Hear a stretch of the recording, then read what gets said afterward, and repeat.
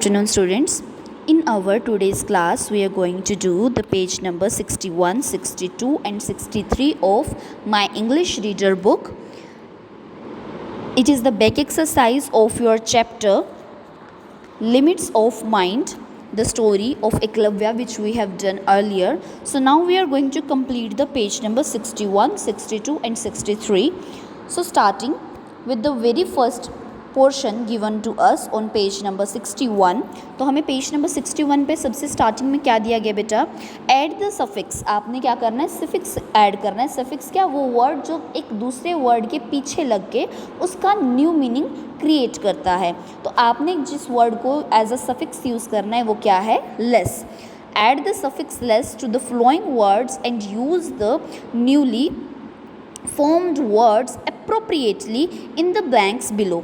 कि आपने ये जो वर्ड आपको आप ब्लू बॉक्सेस में देख सकते हैं उसमें आपको दिए गए हैं, इनके पीछे आपने सफिक्स लगाना है. मतलब लेस एक वर्ड यूज़ करना है और उनको एक अप्रोप्रिएट वे में इन सेंटेंसेस को कंप्लीट करने के लिए ब्लैंक्स में फिल करना है. सो फर्स्ट वर्ड हमें क्या, जैसे हम ब्लू बॉक्स देखते हैं तो क्या क्या वर्ड्स दिए गए हैं हमें, rest, and, self, life, tyre, help.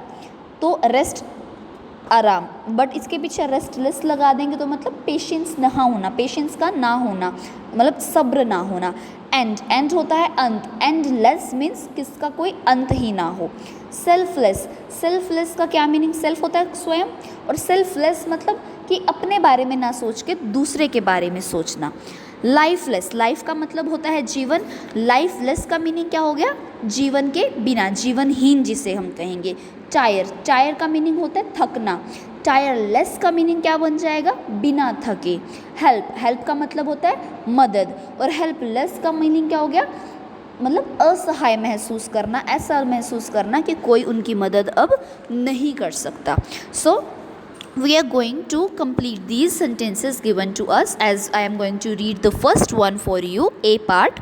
Mahatma Gandhi is remembered for his dash service to the nation. कि महात्मा गांधी अपनी कौन से सर्विस के लिए जाने जाते हैं, वो अपनी सेल्फलेस, बिना किसी स्वार्थ के दी गई सेवाओं के लिए जाने जाते हैं. Now coming on the B part, after half an hour's waiting, कि आधे घंटे के इंतज़ार के बाद the children started feeling restless, कि अब उनसे पेशेंस नहीं हो रहा, सब्र नहीं हो रहा, तो children started feeling restless. Now coming on the C part, Rahul felt dash when he saw his house on fire. कि राहुल को ऐसा फील हुआ जब उन्होंने अपने घर को आग में जलते हुए देखा, तो वो कैसा फील कर रहे हैं, हेल्पलेस, असहाय, कि उनकी कोई मदद नहीं कर सकता अब. Now he seems to think that I have an dash supply of money. कि उसे लगता है कि मेरे पास कैसे सप्लाई है मनी की, एंडलेस, कि बहुत पैसे हैं, इस तरीके से उसे लगता है. Now coming on the E part, E part में हमें क्या कहा गया है, the dash effort of the construction staff. Construction staff means क्या, जो कि घर बनाते हैं या बिल्डिंग्स बनाते हैं, उन्हें हम कंस्ट्रक्शन स्टाफ कहते हैं. Helped in the completion of the bridge before time. कि कंस्ट्रक्शन स्टाफ के कैसे काम नहीं, टायरलेस, बिना थके उन्होंने काम किया, तो द टायरलेस एफर्ट, कि उनका बिना थके जो उन्होंने काम किया उसका इफ़ेक्ट जो है उसकी बात कर रहे हैं. Now coming on the F part, F part में हमें क्या कहा जा रहा है, the bird's body appeared to be dash but a little water revived it. कि बर्ड की जो बॉडी थी वो कैसी लग रही थी, लाइफलेस, बिना किसी जीवन के, बट परंतु क्या हुआ, अ लिटिल वाटर रिवाइव्ड इट, कि थोड़े से पानी से उसका जीवन फिर से शुरू हो गया. Now coming on A.10 life skill, इसमें हमें क्या कहा जा रहा है बेटा, in the group of 4 discuss the following about Eklavya. कि आपने एकलव्य के बारे में ये जो पॉइंट्स दिए गए हैं इन्हें डिस्कस करना है. फर्स्ट पॉइंट क्या दिया गया है, his determination, desire to learn. तो अगर हम बेटा इसके बारे में डिस्कस करें तो हम कह सकते हैं that he was very determined, strong determination he was having to be a good archer. वो एक ग्रेट आर्चर बनना चाहते थे, तो उन्होंने डिटर्मिनेशन किया हुआ था. After very great efforts of him he became a good Archer. Now, coming on the second thing, which is given to us, the difficulties he faced. The difficulties, as you can see, he was facing the difficulties of discrimination. भेदभाव की वो जो थी समस्या का सामना कर रहे थे. तो यहाँ पे डिफ़िकल्टीज़ ही फेस्ड में उसमें क्या आ गया, high class born, low class born. तो इस डिफ़िकल्टी की वजह से Guru Drona he refuse to give him education of to become a good archer. तो उन्होंने क्या है, उन्हें एजुकेशन प्रोवाइड नहीं की, just because of his thinking that he only give education to the high class born families wards or students, you can say. Now, and coming on the third one, it is given to us how he overcome his difficulties. वो अपनी difficulties से overcome कैसे करते हैं. So he overcome his difficulties by practicing by his own. अपने खुद से उन्होंने मेहनत की, अपने आप से उन्होंने हर चीज़ को करने की कोशिश की. जैसा कि हमने स्टोरी में भी पढ़ा that he craved a wooden statue of Guru Drona through the help of a tree. एक पेड़ से वो क्या करते हैं, उनकी आगे अपना उनकी प्रतिमा को उकेरते हैं, एक स्टैचू को क्या करते हैं, फॉर्म करते हैं. And he always practises that archery in front of him. And after practising that he use to touch his guru's feet, the statue he was having there. So this was the thing which the difficulties he faced, and he overcome all those difficulties. The success he achieved in the end, और अंत में जो उन्हें achievement मिली, तो what was that achievement? The achievement was this, that he became a good archer. We all know that Guru Drona asked for his right thumb. Guru Drona ने उनसे उनके right thumb को मांग लिया था as a Guru Dakshina. But what happened in the end? He learned that how to do archery with his left hand and his feet also. So after facing all the difficulties and practicing with his strong determination, he became a very good archer. So this was the question which we have done. This was just an oral question. Now coming on the A.11, what is given to us based on your discussion. आपने जो discussion की है, write a character sketch of Eklavya in your own words. आपने एकलव्य के character sketch को अपने खुद के शब्दों में लिखना है 60 to 80 words में. So what you can write? Eklavya was a low class born child who used to live away from the Hastinapur with his family because they were shunted out due to their family background.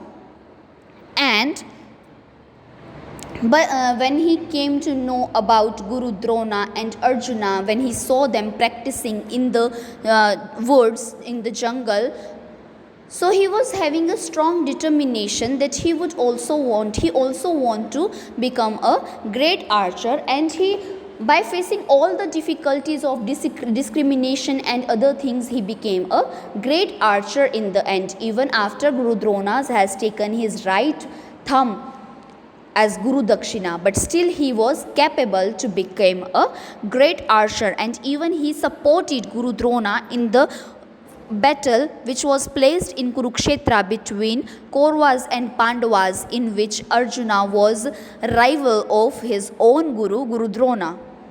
So these are some words which we can write in the character sketch, and even I will provide you the written answer also, so don't worry about that.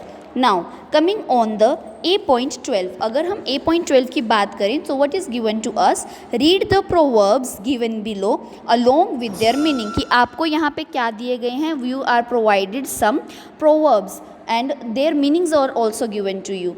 As you can see, the first one, make hay while the sun shines. Make hay while the sun shines meaning क्या आ गया? Make good use of opportunities, favourable conditions till they last. कि जब तक आपको opportunity मिल रही है, make them good use of them. आपको अपॉर्चुनिटी मिल रही है, the teacher is providing you some work, teacher is explaining you all the things, teacher is helping you in your work. So make the advantage of that and take advantage as much as you can. आपको कोई चीज़ नहीं समझ आ रही है, आप पूछते जाइए. You know that you are having the opportunity because teacher is with you. Some of the students are there who are not having this opportunity, but they are trying. So make hay while the sun shines, कि use कीजिए उन opportunities को, उन favourable conditions को जब तक वो आपके पास हैं। Next B part, second part हमें क्या दिया गया है, empty vessel make the most noise, कि एम्प्टी वेसल क्या है, वो सबसे ज़्यादा आवाज़ करता है। मीनिंग क्या रहेगा आपका, people who do not have much knowledge often talk the most, वो लोग जिनके पास ज़्यादा नॉलेज नहीं है वो मोस्टली क्या करते हैं, दे यूजुअली टॉक मोस्ट, वो ज़्यादा बात करते हैं। So people who do not have much knowledge, लोग जिनके पास ज़्यादा नॉलेज नहीं है वही अपने आप को क्या करते हैं, प्रिटेंड करते हैं। They use to pretend that they know much, but in reality they are not having that much knowledge, but to show off kind of things, they pretend, they speak more and more so that everyone should think that yeah, they are having any kind of a knowledge, that's why they are speaking these kind of things. Okay, now coming on the third one, which is given to us, a stitch in that, a stitch in time saves 9, a stitch in time कि सही समय पर किया गया action जो है वही काम आता है। सो मीनिंग क्या दिया गया आपको, action that is taken in time, कि जो सही समय पर एक्शन लिया गया है, विल प्रिवेंट फर्दर प्रॉब्लम, वो आने वाली समस्याओं से क्या करेगा, हमें बचाएगा, will prevent further problems. Now coming on the next page, as we are coming on the page number 62, as you can see, now we are on page number 62. Now match the proverbs in column A with their meaning in column B. You are having some five proverbs, new five proverbs, and their meaning is also given to you in column number B. What you have to do, you have to match them. So as you can see, all that glitter is not gold, कहने का मतलब है कि जो चमक रहा है ज़रूरी नहीं है कि वो सोना ही हो, कि कहने का मतलब है अगर कुछ अच्छा दिखाई दे रहा है तो ये ज़रूरी नहीं है कि वो अच्छा ही हो। तो हमारा आंसर क्या बन जाएगा, ये मैच करेगा हमारा सी पार्ट से, all that looks good may not always be good, कि जो दिखाई दे रहा है वो हमेशा अच्छा हो ये ज़रूरी नहीं है। नेक्स्ट सेकंड आपको क्या दिया जा रहा है, birds of a feather flock together, कि जो बर्ड्स एक जैसे दिखाई देते हैं, एक जैसे होते हैं, वो मोस्टली इकट्ठे ही रहते हैं, झुंड बनाकर रहते हैं। तो हमारा इसका मीनिंग क्या हो जाएगा, people of the same character, कि जो लोगों का कैरेक्टर सेम होता है, मीन्स जिनकी हैबिट्स सेम होती हैं, जिनकी लाइक्स डिसलाइक्स सेम होती हैं, गो गेट अलोंग वेल, कि वो एक दूसरे के साथ अच्छे से हिल मिल जाते हैं, and live to stay together and like to stay together, और साथ रहना वो पसंद भी करते हैं। In case if we come on the C part में हमें क्या कहा जा रहा है, cut your coat according to your cloth, कि अपना कोट अपनी क्लॉथ के अकॉर्डिंग ही कट कीजिए। तो क्या कहा जाता है, act according to your financial capability, कि जितनी आपकी फाइनेंशियल कैपेबिलिटी है, कि कहने का मतलब है अगर हम हिंदी में कहें तो हम कह सकते हैं कि चादर देख के पाँव पसारने चाहिए, कि जितना आपके पास है आपको उतने में ही सब्र करना चाहिए, उतने में ही आपको वर्क करना चाहिए। Next coming on the fourth one, क्या कहते हैं, don't cross the bridge till you come to it, don't cross the bridge till you come to it, कि तब तक पार मत करो जब तक तुम वहाँ पहुँच ना जाओ। कहने का मतलब है जब तक समस्या सामने ना आ जाए उसके बारे में सोच के खुद को परेशान मत करो। तो क्या कहते हैं, do not worry about difficulties till they arise, कि हम we always people used to have a negative kind of a mind, they used to think more and more, ज़्यादा सोचते हैं, अगर ये ऐसा हो गया तो मैं क्या करूँगा, अगर वो ऐसा हो गया तो मैं क्या करूँगा। Just wait for the situation, आप उस टाइम को आने का वेट तो कीजिए। अब पहले ही उस चीज़ को सोच के क्या हो रहे हैं, परेशान हो रहे हैं, तो उससे क्या हो रहा है, कोई सोल्यूशन तो नहीं मिल रहा ना, उल्टा आप भी क्या हो रहे हैं, उस चीज़ से परेशान होते जा रहे हैं। Next coming on the fifth one, क्या कहा जाता है, every cloud has a silver lining, हर एक क्लाउड की सिल्वर लाइनिंग होती है। मीनिंग क्या बन गया, even the worst situation has some hope and goodness, कि जितनी मर्जी वर्स्ट सिचुएशन हो, कहने का मतलब है जितना मर्जी प्रॉब्लम हो, कहीं ना कहीं उस चीज़ का कोई ना कोई सॉल्यूशन तो होता ही है। So every cloud has a silver lining. Now coming on the नीचे हम आते हैं, हमें क्या कहा जा रहा है, find and right 3 more proverbs with their meaning, कि आपने खुद से कोई 3 proverbs निकालनी है, ढूंढनी है और उनके मीनिंग को लिखना है। तो हमें क्या कहा जा रहा है नंबर 1 पे, जो हमने अपनी तरफ से लिखी है, हम क्या कह सकते हैं, action speak louder than words, कि एक्शंस, कि आप जो काम करते हो वो ज़्यादा बोलता है बजाय कि आपके कहने के। आप खुद बोलें वो चीज़ अलग है, बट जब आप वो चीज़ करके दिखाते हैं वो चीज़ ज़्यादा इफ़ेक्टिव लगती है। So what you do is more important then what you से, वो चीज़ ज़्यादा इम्पोर्टेंट है जो आप करते हैं बजाय कि उसके जो आप बोलते हैं।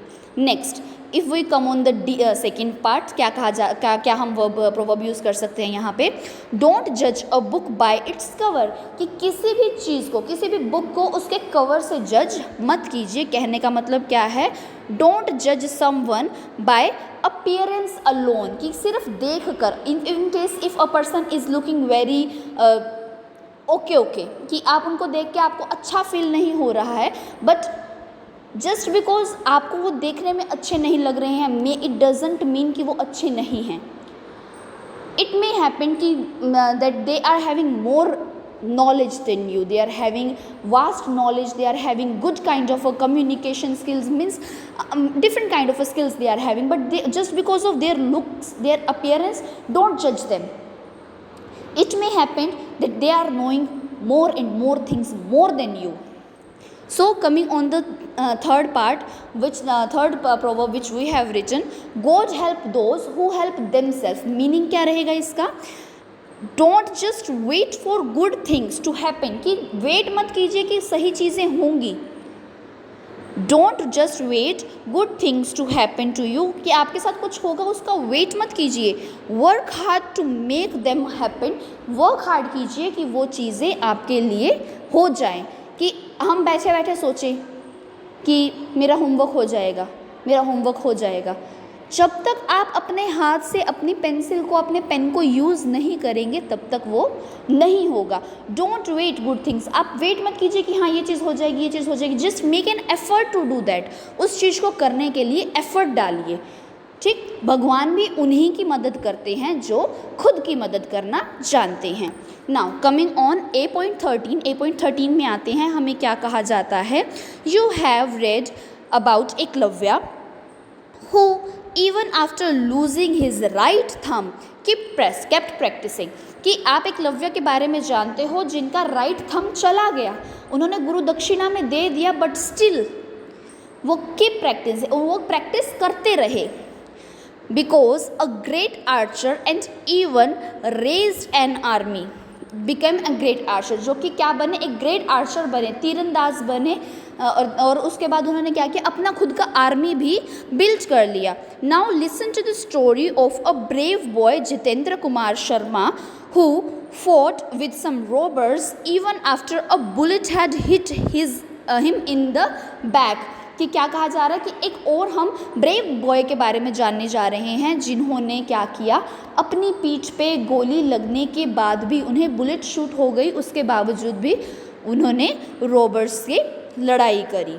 So listen to the audio CD titled Listen and Comprehend Class 5th. After listening, answer the questions verbally. Thereafter complete the given exercise.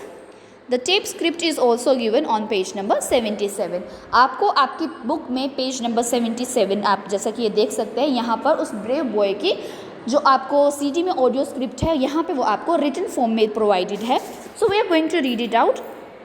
It was late evening, शाम को बहुत देर हो चुकी थी।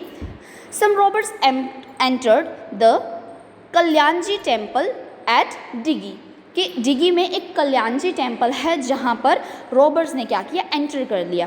After threatening the priest they proceeded to take off the crowns and the jewels of the main idol, कि उन्होंने priest को, उनकी फैमिली को क्या किया, उनको डराया, धमकाया, और उन्होंने क्या किया, उन्होंने जो उनका ताज, क्राउन ताज था और साथ में ज्वेल्स, जो उनके गहने थे, किसके, भगवान जी के, जो मेन आइडल हैं वहाँ पे, उनके वो सब गहने उन्होंने क्या कर लिए, निकाल लिए, टेक ऑफ कर लिए। The priest manage to run towards an inner room to the other members of his family. अब प्रीस्ट ने क्या किया, किसी तरीके से वो भाग के अपने परिवार के दूसरे सदस्यों के पास एक अंदर के कमरे में भाग जाते हैं।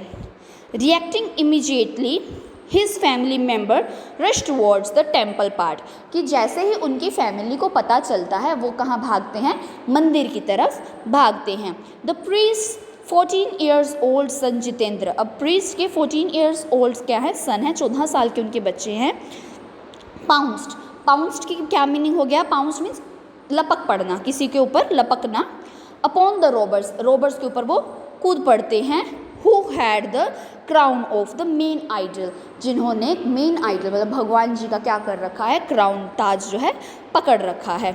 The robber frightened fired to frighten her, तो अब उन sorry we have just missed his mother Shakuntala Devi snatch the crown from the robbers, अब उनकी मदर जो जितेंद्र की मदर है वो क्या करती हैं, वहाँ से उनसे रॉबर्स से क्राउन जो है वो स्नैच कर लेते, स्नैच मतलब छीन लेना। The robbers fired to frighten her, अब रोबर्स क्या करते हैं, उन्हें डराने के लिए गोली चला देते हैं। One of the bullet hits Shakuntala Devi in the head, कि शकुंतला देवी को वो गोली कहाँ लग जाती है, उनके माथे में लग जाती है, उनके सिर में लग जाती है। एज शी बिकेम अनकॉन्शियस, जैसे ही वो अनकॉन्शियस होने लगती हैं, the crown slipped from her had, crown क्या होता है, उनके हाथ से फिसल जाता है। एक्टिंग क्विकली, जल्दी से एक्शन लेते हुए Jitendra picked up the crown, Jitendra उस क्राउन को उठा लेते हैं। But then a bullet hit him in the back, और फिर जो दूसरी गोली चलती है वो कहाँ हिट करती है जितेंद्र को, उनकी कमर में। विदाउट केयरिंग, बिना किसी चीज़ की परवाह किए, the brave boy rain out of with the crown, की ब्रेव बॉय क्या करते हैं, वो वहाँ से भाग जाते हैं क्राउन को लेकर। द रोबर चेस्ड हिम, अब रोबर्स क्या कर रहे हैं, रोबर्स उनका पीछा कर रहे हैं। Robbers chased him but could not catch him, पर उन्हें पकड़ नहीं पाते। The crowd catch two of the robbers whom were later handed over to the police, कि अब क्राउड मतलब वहाँ पे जो भीड़ है, लोग वहाँ पे रहे जो बाहर की तरफ, वो क्या करते हैं, रोबर्स में से, चोरों में से 2 को पकड़ लेते हैं और फिर उन्हें बाद में क्या कर देते हैं, पुलिस के हवाले कर देते हैं। नाउ हमने हमारी पूरी की पूरी स्टोरी बेटा रीड कर ली जो हमें टिप स्क्रिप्ट दी हुई थी। अब उसके बिहाफ पे हम क्या कर रहे हैं, हम यहाँ पे पेज नंबर 63 पे इसके fill in the blanks complete करेंगे। Listen to the tape script and complete the passage by filling the blanks, कि अब हमने इनको ब्लैंक्स को कंप्लीट करना है। तो क्या कहा जा रहा है, some robbers enter the dash temple, कौन सा टेम्पल था हमने जो रीड किया, Kalyan ji temple, and at Diggi, जो कहाँ पे है, डिगी में है। They threaten the priest and take off the dash and the dash, क्या क्या ले लेते हैं वो वहाँ से, crown and jewels of the main idol, जो मेन वहाँ पे मूर्ति होती है भगवान जी की, वहाँ से वो सब कुछ चोरी कर लेते हैं। The priest 14 years old son, राजा का जो पुजारी जी हैं उनके 14 साल के जो बच्चे हैं, बेटा है उनका, पाउंस्ड अपॉन अ रोबर, कि वो किसके ऊपर कूदते हैं, छलांग लगाते हैं, रोबर चोर के ऊपर छलांग लगा देते हैं। हिज मदर, अब उनकी मदर का नेम क्या था, Shakuntala Devi, snatch the crown, वो क्या करती हैं, वो क्राउन को छीन लेती हैं। The robbers fired to frighten her, robbers उनको डराने के लिए गोली चलाते हैं। A dash hit her, a bullet, यहाँ पे बेटा अ बुलेट आएगा, a bullet hit in the her in the head, उनको उनके सिर में क्या लगती है, गोली लगती है।